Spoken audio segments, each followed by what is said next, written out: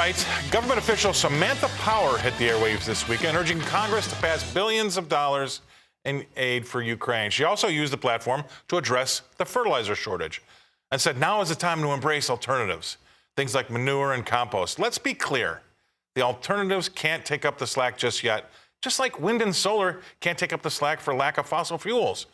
There's been a massive run on manure this year, but there are major setbacks that make it not ideal for every operation, including very tight regulations in transporting manure.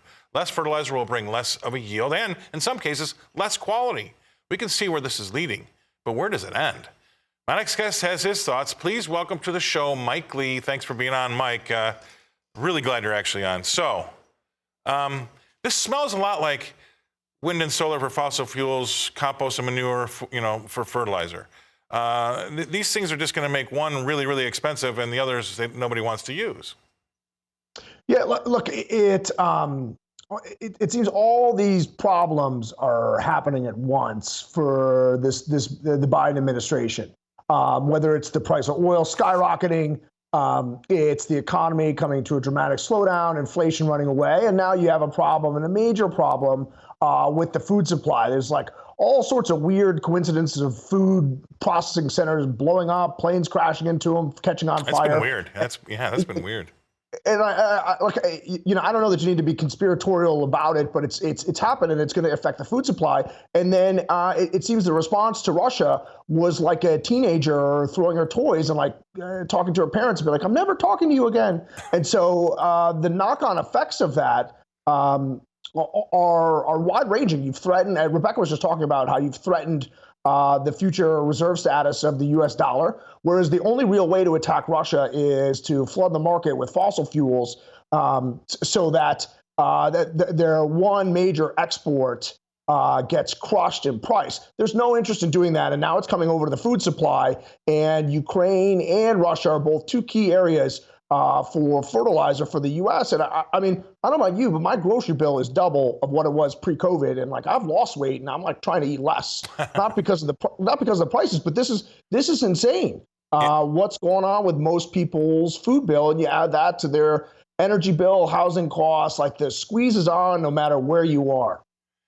Yeah, there's nowhere to run. I mean, I've said often that we still have, I call commodities is one silo of things we can trade. The other one basically is going to be interest rate sensitive stuff like bonds and currencies and the likes. And then lastly is equities. It's really those three groups we can trade.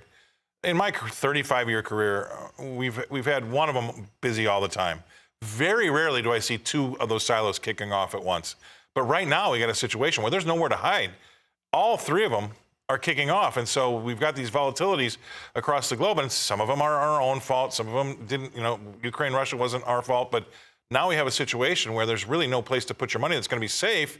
And like you said before we came on, earlier in the break, what does the U.S. investor do now? I mean, what does the Fed do now? I mean, they can't hike rates into a minus 1.4% GDP, but they can't leave rates alone when we've got an 8.5%, soon to be 10%, CPI. Where are we going with this? I mean, what are you going to be telling your customers right now?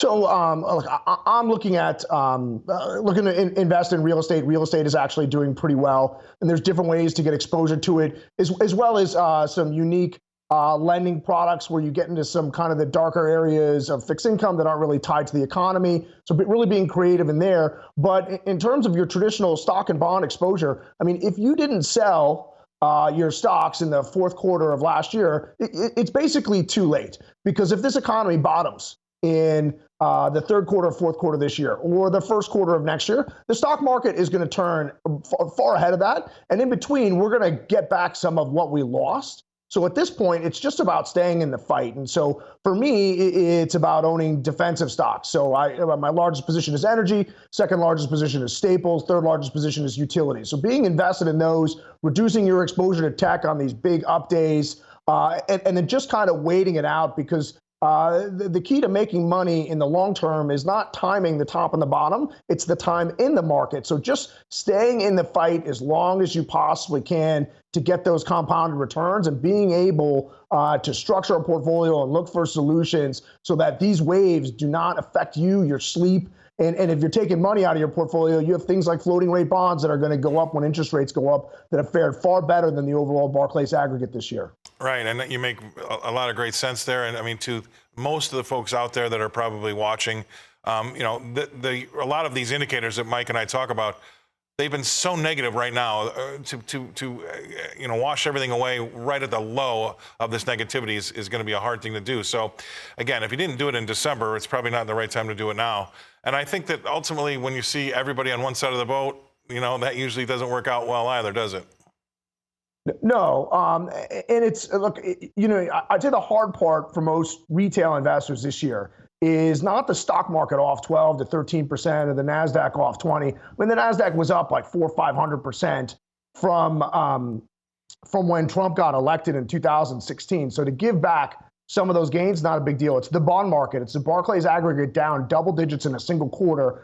I've never lived anything like that. Like, I only got into the markets in the late 90s, early 2000s. So I've certainly seen tech companies explode, but I have not seen this sort of bond market carnage. And so for people holding safe investments, so the PIMCO Income Fund is something that a lot of people own. It's a great fund. I think it's down 6% year to date, which is dramatic outperformance, but this is your safe money. Right. So at this point, you've got to stand pat, you got to reassess what you own and figure out what your timeline is for each one of these investments. Awesome stuff, man. Great, very prescient. Love it. Thank you very much for being on. That's Mike Lee.